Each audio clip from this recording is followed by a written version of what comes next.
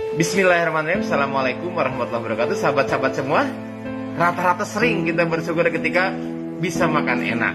Ya, alhamdulillah bisa makan enak. Kita juga sering bersyukur kalau kita mau minum sesuatu ketika haus, gitu ya. Tapi apakah kita suka bersyukur? Apakah kita sering bersyukur ketika kita bisa buang air kecil? Apakah kita juga bisa bersyukur ketika kita buang air besar? Nah, di samping saya ini ada 3 kamar operasi. Dalam seminggu ini, sahabat-sahabat semua, 1 kamar operasi yang paling ujung tuh, dalam sehari itu bisa 3. Mereka yang dioperasi karena tidak bisa buang air kecil. Apakah karena penyumbatan prostat, ataukah ada batu dan lain sebagainya, tidak bisa buang air kecil. Ternyata mereka harus dioperasi.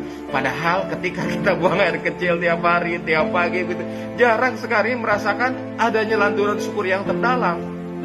Di kamar 2, kemudian juga di kamar 1, beberapa hari yang lalu ada yang dioperasi. Kenapa? Karena ususnya itu membelit, ada volvulus, dan tidak bisa buang air besar. Akibatnya mereka harus dioperasi, kemudian ususnya dipotong dan disatukan kembali.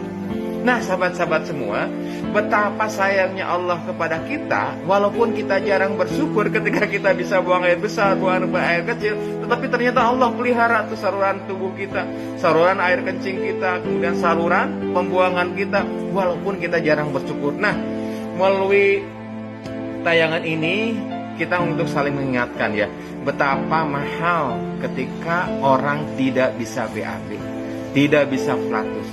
Betapa mahal ketika orang tidak bisa buang air kecil. Jangan sampai kita baru bersyukur ketika nikmat itu dicabut.